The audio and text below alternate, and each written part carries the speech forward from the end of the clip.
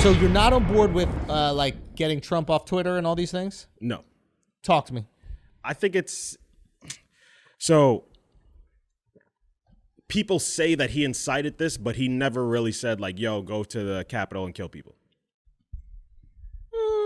He never said go to the Capitol and kill people. He said, yo, let's show them our There's strength enough in numbers circumstantial evidence, I think, and this is where you said he's like a mob boss. He never says he knows the phones are tapped. That's what I'm saying. Never says the specific thing you can take him to a court of law over. But Twitter ain't a court of law. They're literally storming the Capitol. He goes, all right, guys, yo, we got to be peaceful. Go home. I love you. You're special.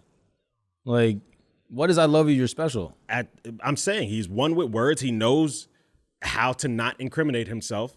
So it's like, if he's not technically breaking the rule, I don't think he should be punished. Right. Now, I will say it goes against what happened there, what I feel it was fucked up, what happened there. But still, it's like this guy, he's still abiding by the rules of these sites. Mm-hmm. Now, the other piece is that they say, okay, we're going to have another rally on the day of the inauguration. So he's like, we're going to run it back 2.0, day of the inauguration. Let's do it. Yeah. But then he goes, just so everyone knows, I'm not going to be there. So if anyone wants to do anything, I'm not there. Do whatever you got to do. Now that's different. He said, I'm not going to be at the inauguration. He said he's not going to be there, but now he didn't say if anybody wants to do anything. So this is the question, is like Twitter is looking into the subtext of what he's saying. They're saying, are his followers going to see this and do 2.0 what they did last time? Yo, not showing up to the inauguration is so pussy, bro. Yo, my man is so pussy. I honestly, what was endearing about Trump is that he wasn't pussy. Yeah. Is that he was calling all these motherfuckers out on their bullshit. Mm-hmm. And to see him be such a sour puss loser. Yeah. Nothing is worse than a sore loser, bro. Yeah. Being a sour puss sore loser. Yep. Son, how can you lose all respect in an instance? I'm not showing up. I'm not going to be there. Like, low-key, it's whack that they got to go, like, if you lost.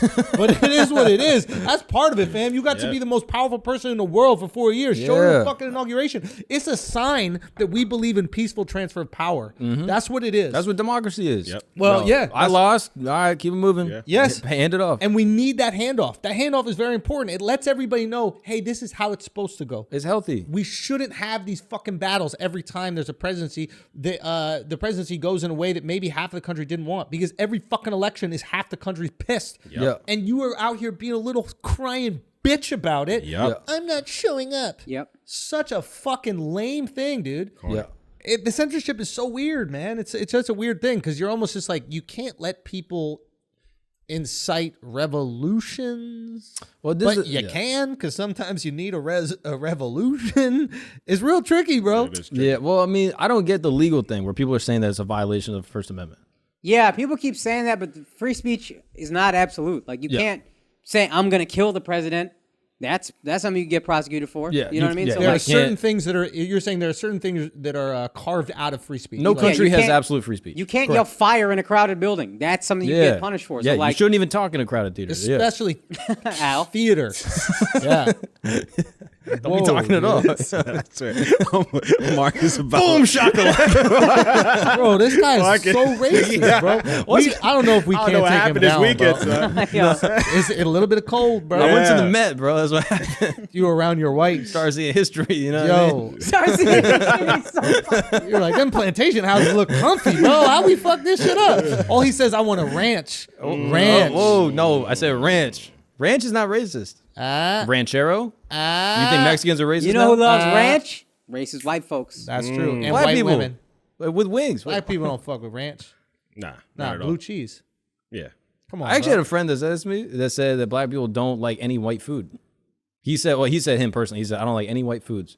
What does that mean? You said one black person said black people, and you're like, well, he said he personally. Yeah, well, that's what he said. Now, that's the same thing. Yo, it went down to the one black guy he knows. You saw that? Like, he tried to talk about black people. His one token. You're number 2 black guy he knows, and you're also his Puerto Rican friend. Yeah. You honestly check off a lot of boxes. That's a triple word score right there, bro. You're playing Scrabble, bro. Oh, ex-con too. Yeah, Scrabble media over here. Oh, that's true. Yeah. In Swedes. In Swedes. Whoa. International criminal. Oh, I check off that boxing. Let's go. It's fucking lit. That's a boom shakalaka. Right Okay, bro. So look. Jacket lets me know he's LGBTQ. Yeah, that's a good ass point. Got the whole rainbow on that. And B, bro. Yeah. Okay. So yeah, I don't know why it's a violation of the First Amendment. The First Amendment says you can't pass laws that prohibit freedom of speech, religion, all that shit. This is like Twitter is not the law. No one's passing a law that says if you say something, you go to jail. Like in China, you criticize like. Wait, which one is First Amendment? That's freedom of speech. Okay, so.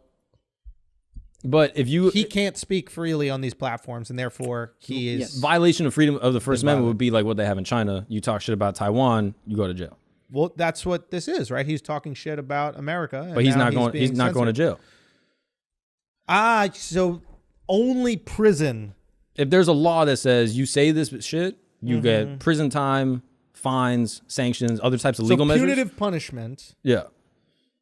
Or punitive action is the only thing that makes it a violation. It's not of a the criminal First offense, Amendment. what he said. Of the They're First just Amendment. saying, you're not welcome on our private company. In Twitter, I don't fully trust their intention, and I think there's going to be a lot of overreach. Twitter fucked up. But you can't use First Amendment for Twitter banning him. Like, So you that come into is my house, interesting. say wild shit, I can kick you out. Now we're on a different. Okay, so like some restaurants, for example, say none of the ones you would ever go to, but there's some that would say no. They're like dress codes, right? how happy are you that those restaurants are going to shut down because of the pandemic? I'm so happy. He doesn't. He texts me every weekend. Hey, you know a good restaurant? Nah, I only support mom and pop. McDonald's. That's how I say McDonald's. Nah, I support mom and pops. Bro. Macaroni Grill, McDonald's. If I it ain't walk got in- Mac in it, you ain't there. Yo, you got to check out Jiggity Dendes. That's one of my favorite places. Yo, Jiggy D's, bro. I love that place. JD. So we have situation here where big tech, and I hate the term big tech because it seems it's just like somebody everybody throws out, but like these platforms have become so big that they're almost like a part of human life, right? Or American or like Western, whatever you want to call it. They become like countries. Yes.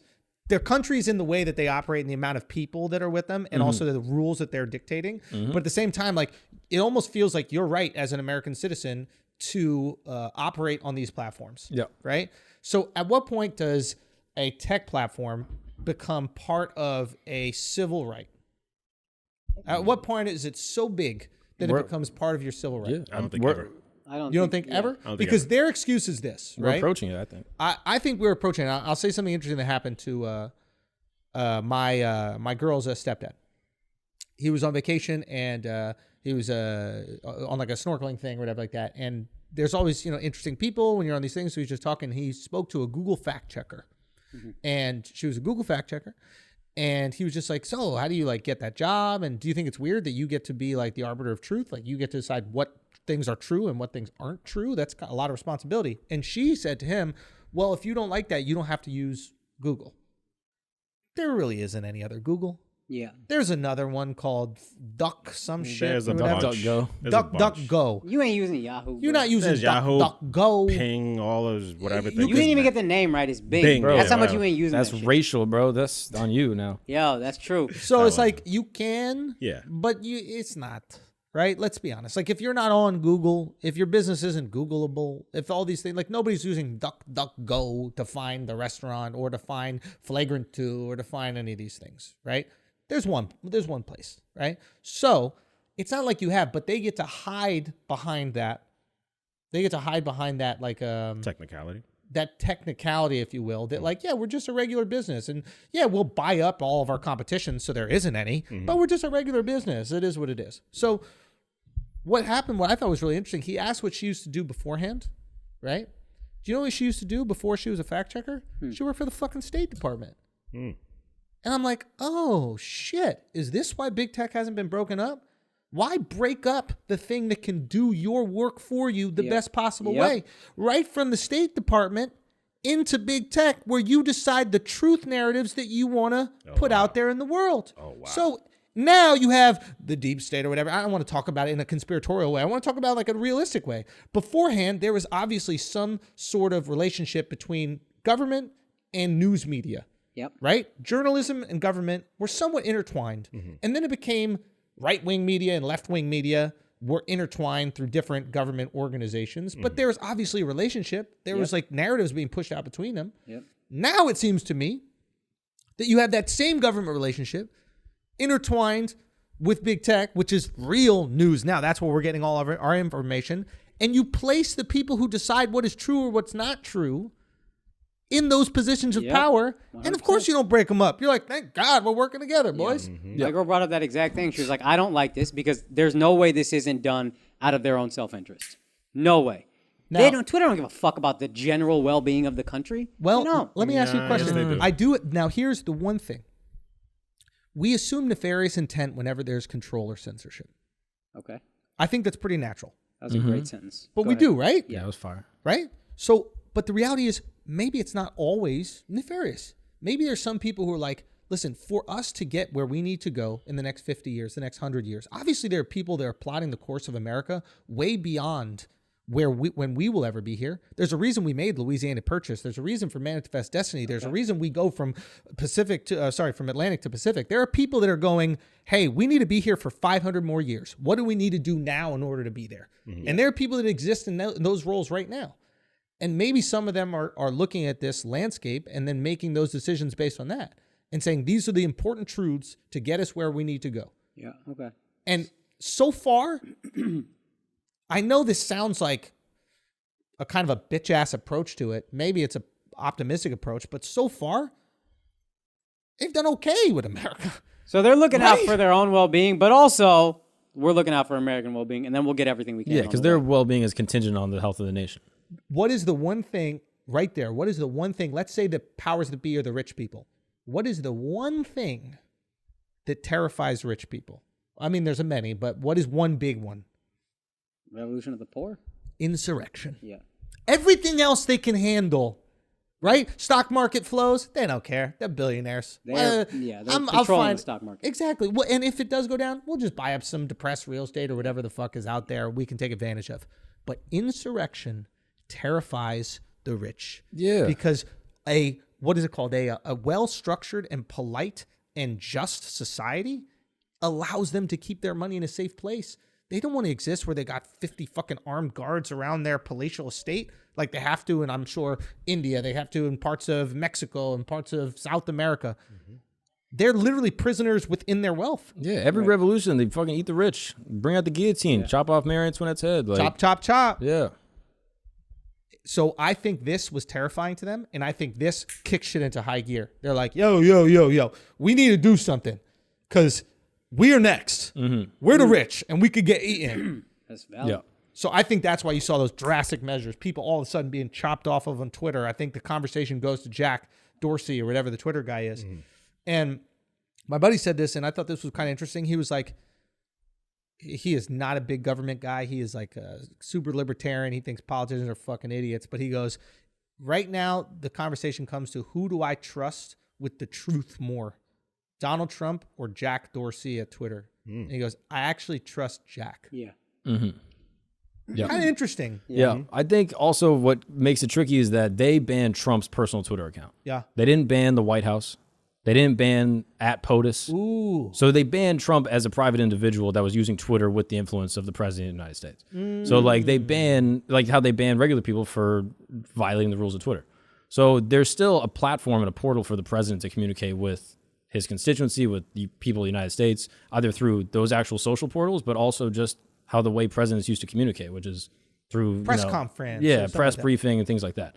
So I don't see that there's any sort of like legal issue with banning Trump from Twitter. I do think though that Twitter has inserted itself into a political, geopolitical conversation that I don't know if they're ready to handle.